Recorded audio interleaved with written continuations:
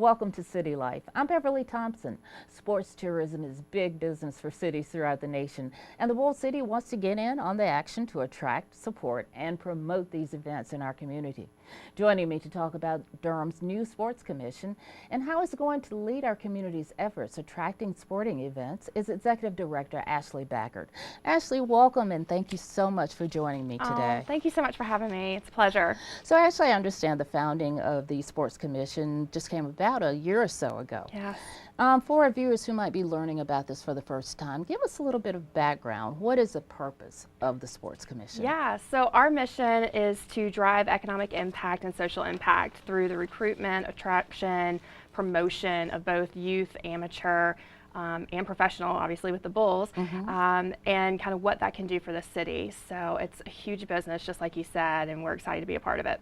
Okay, so why did Durham decide it needed a sports commission to do this? I mean, we have the Durham Bulls, two great universities with a vast array of sports of all kinds, and a robust Parks and Recreation community or department with the city. Was attracting sporting events a big issue for Durham? It was nothing that any department was really focusing in on. So if you kind of go through each and one of those, the Bulls is really focused in on minor league baseball. Regular season games, winning that championship, making sure stands are full and giving that entertainment to community members and outside people. Duke and Central are phenomenal partners, but again, they're really focused in on the student-athlete experience. And they're trying to make sure that they're doing what they need to do and using their facilities to further the student-athlete experience day in and day out. The Parks and Recreation Department here at Durham is absolutely phenomenal, and they have some great facilities, but again, focused on the community. So there really wasn't one place that you could go and say, how do we attract new stuff? And this is where the Sports Commission really can step in and kind of shine a light on Durham and everything that it can provide to sports tourism and to these event owners nationwide. So even with them, tourism was kind of a byproduct. Absolutely. So Duke and Central, you know, are perfect examples where they're hosting ACC and MEAC championships that are bringing in people already. NCAA, same exact way. But it truly was a byproduct. It's a great thing to host because your own kids get to stay in their own rooms and they get to stay close to home and parents get to watch and friends. But it's not something where, you know, it's checking the mark of sports tourism's there. The baseball, you know, and hosting the All-Star game for the Bulls, again, was not sports tourism driven. It's the fact that that is a, you know, legendary event, and to say we hosted it is wonderful, the byproduct of sports tourism. So, you know, now we actually get to go in and really focus in on what is the sports tourism concept and how do we play in this world with what we have. Now, you've been on the job for about 4 months now. Yes. So how did you get interested in coming to Durham and doing this kind of work? Yes, I'm a hometown girl. Yes, absolutely. So I was raised in Durham, went to school actually in Northern, played softball there, and then decided that, you know, like most kids, it's time to kind of step away from home and get a chance to, you know, spread my wings. So I went up to Connecticut. And that's where I really found the love of sports. And, you know, being an athlete's one thing, but I realized that the passion went deeper than that. So I had some great advisors and teachers up there, and they got me into sport marketing. And from there, I bounced around into collegiate life and worked for, you know, 3 great sports departments. But eventually, it really was the opportunity to come back into North Carolina originally and run a sports commission in Jacksonville. But when this opportunity came up, you know, it's I can't even tell people how great it is. Oh, I can see it on your face. Yeah, I look happy to be back in Durham. This is great. It's amazing. It's one thing to be in your family. You and I talked about this, but it's completely different when you can showcase your hometown that's grown so much since you've been away and really showcase that to people around the nation and say, this is why. Like, look at how great we are, and have an impact on sports, which I didn't think I was ever going to have on my hometown, and here I am getting that opportunity. So I'm beyond lucky. Welcome back. Thanks so much. So how does the Sports Commission actually operate? Do you have a board? I do. I have 9 board members. I joke all the time, kind of keep me in your prayers. I have 9 bosses, but they're great. They are an absolute phenomenal group of community members that are coming together to really make this thing work. And with our chairman being Omar Beasley, our vice chair is George Hable, Our treasurer is Terrence Holt, and they are a great group that are leading the other 6 along the way and are setting great vision for the Sports Commission. Cool. Okay. So to the nuts and bolts, how will you go about attracting tourism here for sports? So right now it's a lot of facility audits. It's making sure that we have the facilities to put people in. So we've taken tours, or I've taken tours of Duke, I've taken tours of Central, had a chance to visit and tour around the Bulls with the DAP as well. I've also had a chance to go around just recently. In fact, I think I got back yesterday with City Parks and Recreation on their outdoor facilities, and I've seen their indoor. So it's really figuring out what we have the capacity to hold, and then going out into the world and trying to figure out, based on what we have, what groups out there fit into our model. So if we have, Herndon Park's a really great example of a great city park and recreation. And with them, we have open spaces with 2 turf fields. Well, for us, unknown, and I always joke about this, that's a great location for Quidditch.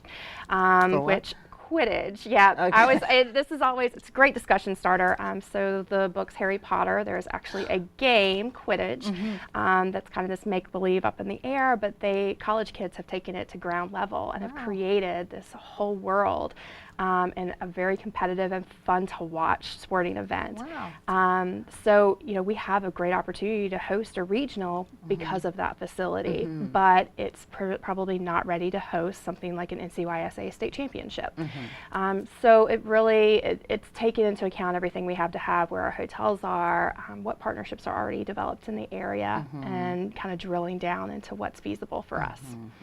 What about traditional sports like soccer or basketball? Yep. So we have event owners that are already hosting in all of those areas, which is great for us. They're kind of our bread and butter. All we need to do is step in and see what we can do to help them out, and we're going to watch explosive growth. So basketball, we've got AAU tournaments that are already happening. We're going to look to see if we might be able to expand that into like an NTBA or same thing with baseball. We have Impact Baseball. We have a lot of different events that are already happening in the traditional realm. So really it's trying to figure out what's the next niche. Track and field's another one that I'm excited to get my hands on and see what we can host, because we do have a great facility for that. Sounds great. So tell me about your relationship with the Durham Convention and Visitors Bureau. What's the relationship there? How do you work together? Yeah, absolutely. So as a part of our interlocal agreement, which anybody can go out and kind of search, we are funded through city and county occupancy tax, and then the Convention and Visitors Bureau, actually we are kind of right underneath them. So they manage the Sports Commission in terms of making sure that staff is set, marketing, a lot of just that support is coming from the DCVB, and they're a phenomenal group. I love working with that team. They're creative and very, very supportive. And when we work with them, not only are they making sure our foundation's strong, but I'm amazed at how well they come in and say, okay, well, why don't we try this? And things that maybe I wouldn't have time to take on, they're coming to the table and saying, we can do that in no time. And I come from an organization that does not have those resources. So when I stepped in here and they're willing to, kind of throw like all this backing into it, I'm just thinking, this is wonderful. It's just another blessing for me.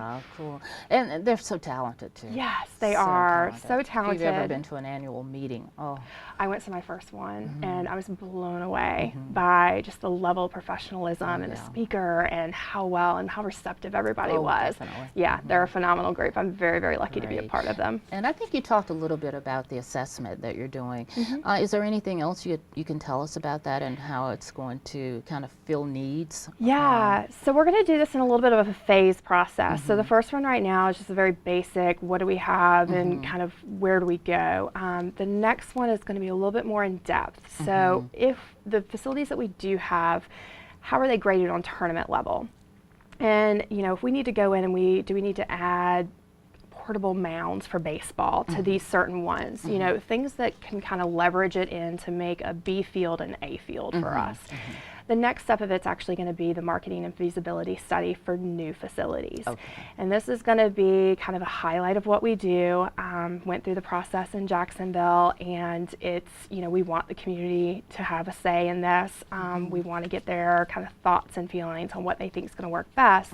But at the same time, it really is going to step in and take into account what's in current inventory, what's around us, which I think is so important for everybody to remember that we're within driving distance of some really great facilities. So what's around us, what's already being hosted here, and if by building the facility, will it grow that population of And when you say play. here, does that mean just in Durham or in the Triangle? We're looking at Durham County specifically. Okay. Which is great because right now, we are lacking some facilities, and we're very open about the fact that we know we're lacking some facilities. Doesn't mean we're not going to be doing some great things here shortly, but this facility study is going to be kind of the first step in getting us to where we really can compete up against some of these larger cities. So how are you going about getting the community's involvement? So we're going to go through, we're going to be doing community forums, basing this off the process that we had in Jacksonville and Onslow County. So we'll go through and we'll do like community forums and workshops where whoever we kind of bring in to help us gather a lot of this data will sit down with these groups and say, okay, what do you need? What are we lacking? And not just from sports. I've always found that it's interesting to see, what else they think of that is being lost to other areas that they'd like to keep here. And how can we build that need to where it does have not just sports tourism, but a little bit of that community feel, and how do we wrap our arms around all of it? Okay, I know earlier this spring you introduced your new logo. Yes. It's I know I have my pen exciting, like looks all the good. time. I love it. So why was a logo needed, and how do you plan to use it? Yeah, branding, 100%. People got to know who we are, and I love what the DCBB team did with this logo because it was actually coming up before I even started. So I think my first meeting, I got to see it. I was clapping with the rest of the board. We were so excited. It really kind of pays homage to who we are as a community. So it's got Duke's blue, it's got Central's maroon, it's got the counties.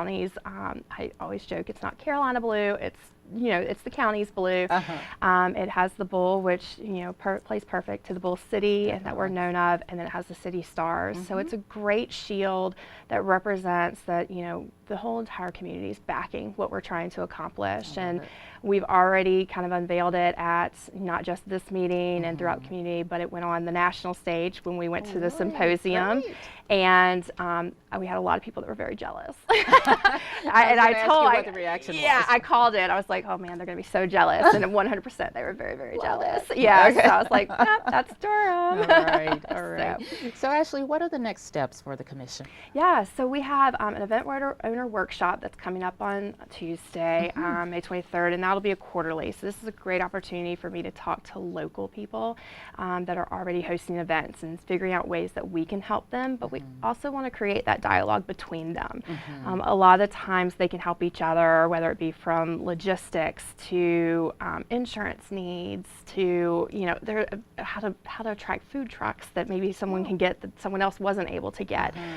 So sharing those connections, I think is going to be vital for us to continue that growth.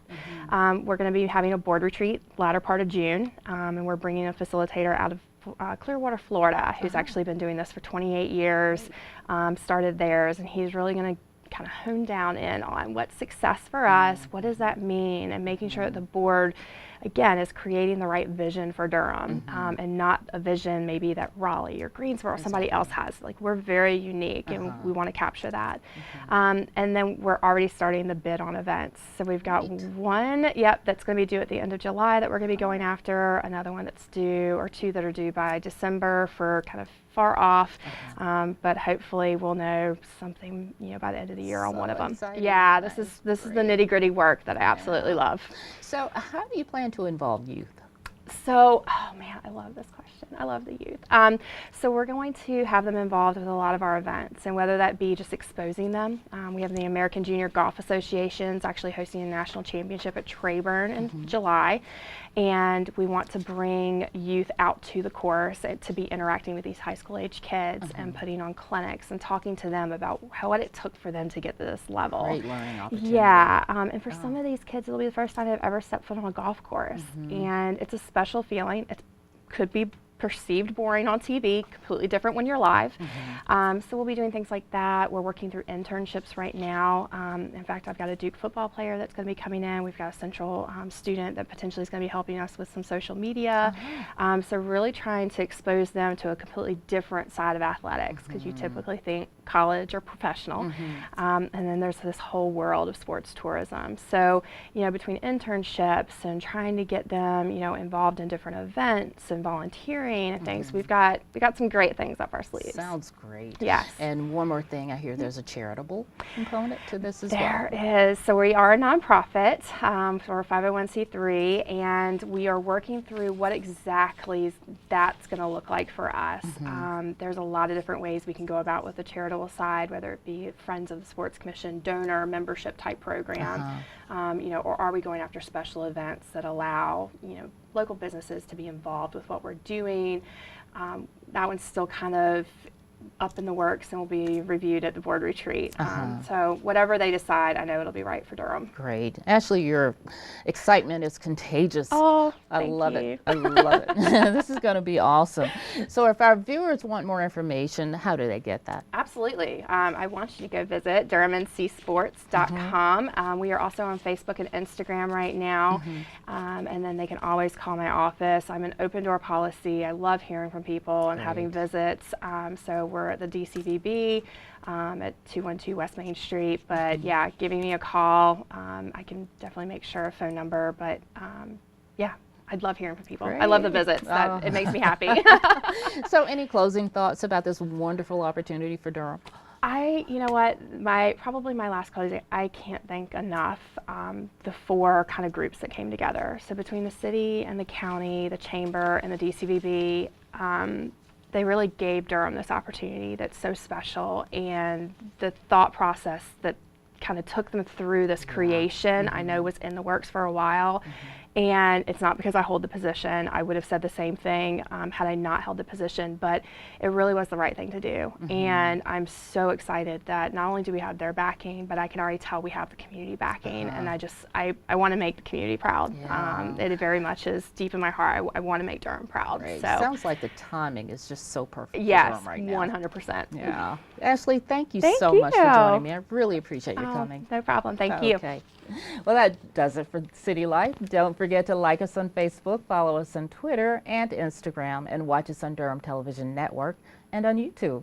I'm Beverly Thompson. Thank you for joining me to learn more about city life in Durham.